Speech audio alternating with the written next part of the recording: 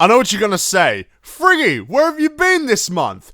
Needless to say, I've been very busy, but in between the studying and developing intricate plans entailing the removal of my left hand with a hacksaw in order to get out of exams, I've still been watching you guys, and shit has not been looking good.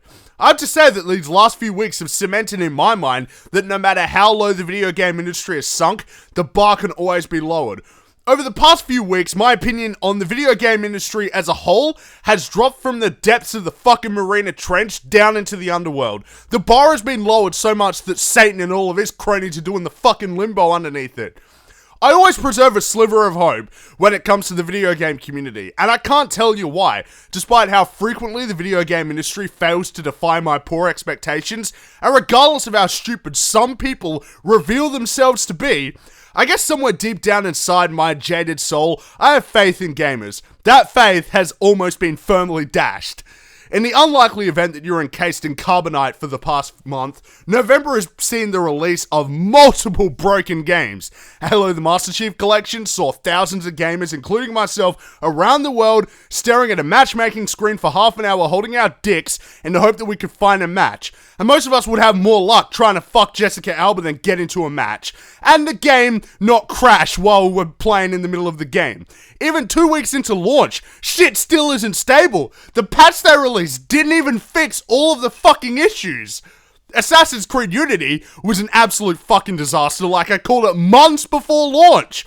Not only is this game unable to maintain 30 FPS on consoles, and not only does it run like shit on basically any PC, but the game itself is unstable as fuck. It's filled with bugs like the inability to load the fucking game unless you delete your friends list, and a stupid face glitch that makes NPCs look like they just opened the Ark of the Covenant. There was no way someone at Ubisoft playtested this game and said, yeah, that's definitely what we were going for. And the frame rate is rock fucking solid. I think this game is good to go. Ship it out the fucking door. I gotta get whatever that guy was snorting because it must be some really good shit.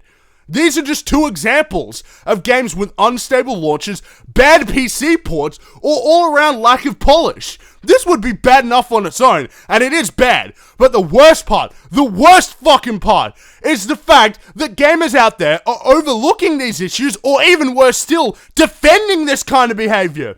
I've been going on Facebook groups recently, and I've come across dozens of posts from people recommending a lot of these broken games. I've seen glowing reviews on Assassin's Creed Unity, not only from fucking morons in the forums, but even trustworthy sites like Eurogamer were giving it good reviews.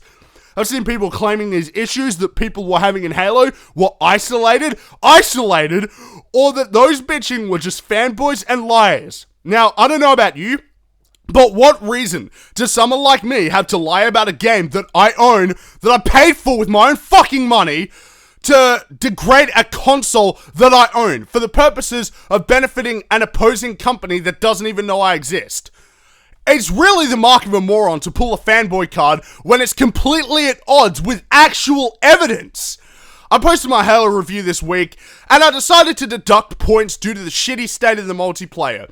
I still recommended it on the whole, but I deducted points for the multiplayer. And some fudge packer said to me, these issues will get fixed eventually, so why are you putting it into your review?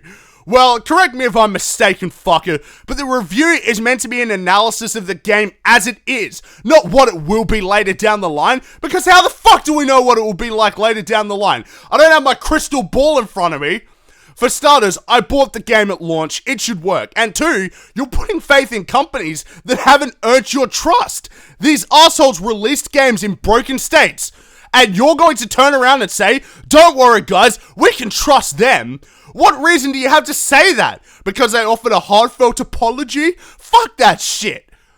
Only in gaming do companies receive free passes for things like this. If Ford sold you a car that you quickly discovered was missing a handbrake and had a broken taillight, you'd be pretty pissed, wouldn't you? If you bought a Blu-ray for the Hunger Games, missing 3 scenes in the movie, and you were told, for $20, you can get the Hunger Games Season Pass. And you can get all of these great things like the ending of the movie. You'd feel robbed, wouldn't you?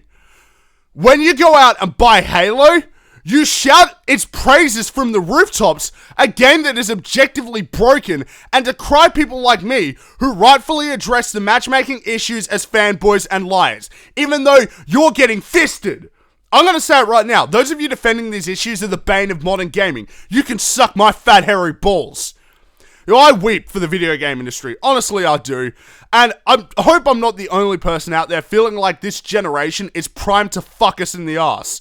Broken games, day one DLC, season passes, 15GB day one updates, retailer exclusive content, console exclusive content, pre-order exclusive content, pay to play online multiplayer. The list is fucking endless. It seems like no matter where you look in gaming, they're trying to get more money out of you for things that used to be free or non-existent issues. I hate to say it, but the video game industry is going to crash again, very soon. The business practices of these companies are so royally fucked that eventually, I hope, gamers will say enough is enough. And the only way to get gaming back on track and show these companies that they can't screw us over like this is to cut the fat and cause the companies that abuse gamers to go out of business. Vote with your wallet. Don't buy these fucking things. And show these companies that when they fuck with us, their profit margins will plummet faster than Flight 93.